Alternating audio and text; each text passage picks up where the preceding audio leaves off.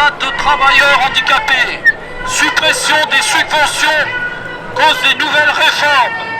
Département nous coupe les subventions. Les travailleurs handicapés. Soutenez les travailleurs handicapés, nous sommes ici pour soutenir. Merci bien, la télésociale.fr. Les handicapés.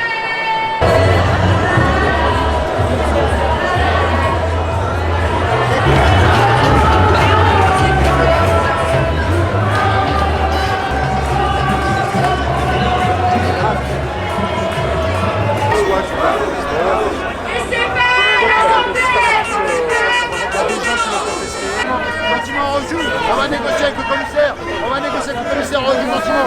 On recule gentiment. Avec le commissaire.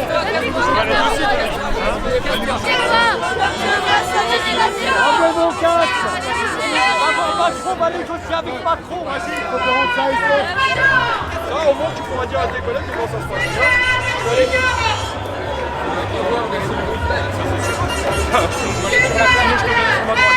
Courage à toi.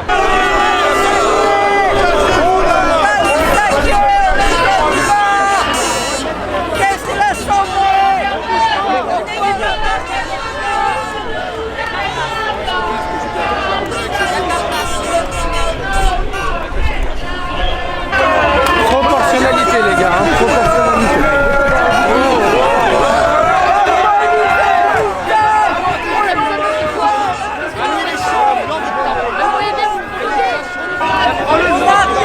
C'est avec le RIE, il doit être visible. Hein. Et donc, quoi, vous assumez de pas respecter la loi? Ah bah non, si le RIE...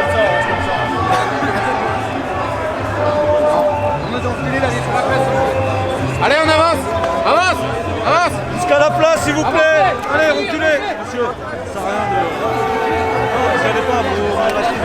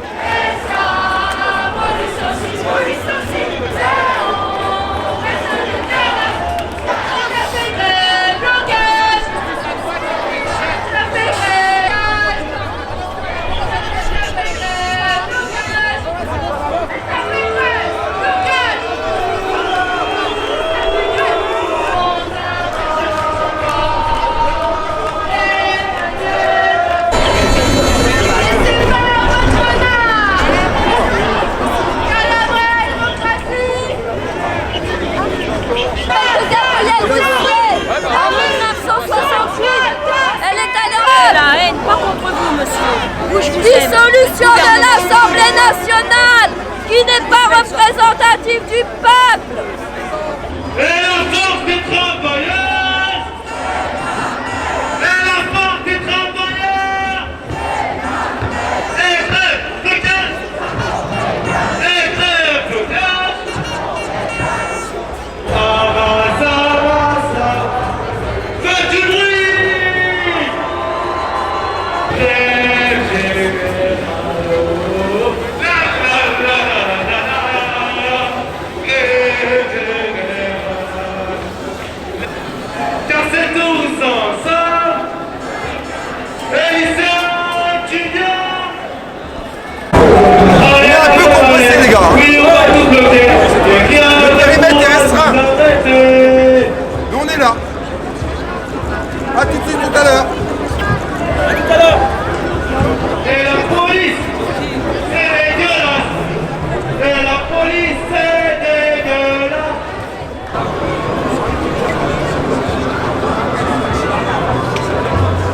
déséquilibrés financièrement, et vous les femmes, vous êtes les grandes gagnantes. Les grandes gagnantes. Victorieuse, victorieuse. N'est-ce pas, hein?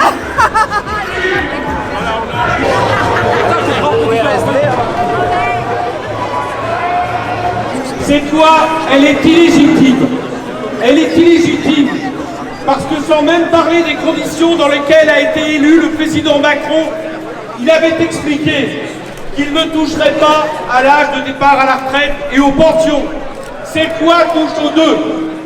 Cette loi est illégitime parce que la majorité des syndicats, que ce soit dans le privé ou dans le public, demandent son retrait pur et simple. Cette loi est illégitime parce que du peuple, de partout, nous remonte le fait qu'elle est minoritaire. Et pour une fois, les sondages sont d'accord avec ça. Cette loi, elle est antidémocratique. Elle est antidémocratique car face à la grève, face aux mobilisations, le gouvernement continue à utiliser ce qu'il fait depuis 1 an et demi vis-à-vis du mouvement des Gilets jaunes, vis-à-vis des mouvements écologistes, vis-à-vis des jeunes de banlieue, c'est-à-dire la répression. Elle est non démocratique parce qu'il nous impose un calendrier à l'Assemblée expéditif, parce qu'il nous propose de voter une loi et de la remplir ensuite par des ordonnances qui donneront le contenu de cette loi une fois qu'elle aura été votée, au point même que le Conseil d'État, c'est pas des gauchistes le Conseil d'État, explique que ça ne va pas cette étude d'impact truquée et que les conditions ne sont pas réunies pour débattre de manière correcte. Cette loi n'est pas démocratique parce qu'ils essaient d'imposer à la majorité du peuple les lois d'une minorité, celle de la finance, celle de l'oligarchie financière, c'est-à-dire celle qui les commande. Cette loi est une loi de régression civilisationnelle parce qu'elle impose un recul de l'âge de départ à la retraite indéfini, dont on ne peut même pas mesurer jusqu'où ça ira. 65, 66, 67 ans, etc. Et vous savez à quel point on le voit, c'est qu'ils ont prévu par exemple des amendements qui prévoient que, non pas comme ça se passe aujourd'hui, quelqu'un qui approche de l'âge de légal de la retraite puisse commencer à avoir un travail partiel, complémentaire de sa retraite. Maintenant, ça se passera après l'âge d'équilibre. Ça veut dire une chose, c'est qu'en réalité, ils n'envisagent que 3 solutions. Soit des travailleurs pauvres, soit des retraités pauvres, soit des gens riches qui s'appuient sur la retraite par capitalisation, qui est le grand objectif de cette loi. Voilà pourquoi nous allons lutter d'arrache-pied. Ça leur plaît pas nos termes et on s'en fiche. Ils déclarent la guerre à un des 2 piliers du patrimoine social français.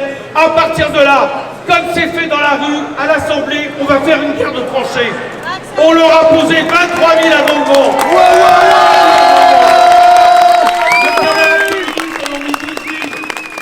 Les socialistes prennent. Et à partir de là, l'objectif est clair. On va les enliser, on va faire durer, semaine après semaine, le débat à l'Assemblée, de façon à ce que vous, le mouvement social, reprenne un second souffle et que par le nombre, par la grève, on fasse en sorte que ce projet de loi soit retiré là où il n'aurait jamais dû sortir, dans les poubelles de l'histoire. Voilà ce que je nous souhaite. Pour les retraites, en tous les cas, le projet...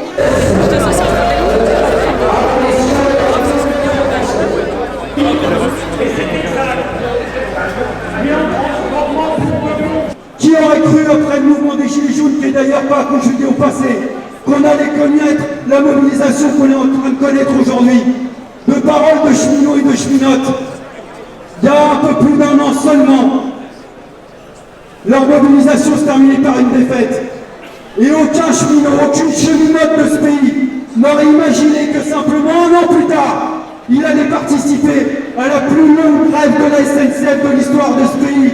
Comme quoi, rien n'est jamais écrit d'avance. Il faut reprendre confiance dans nos propres forces, dans les stratégies de mobilisation, et dire à Macron que s'il est déterminé, nous on est encore plus déterminés que lui.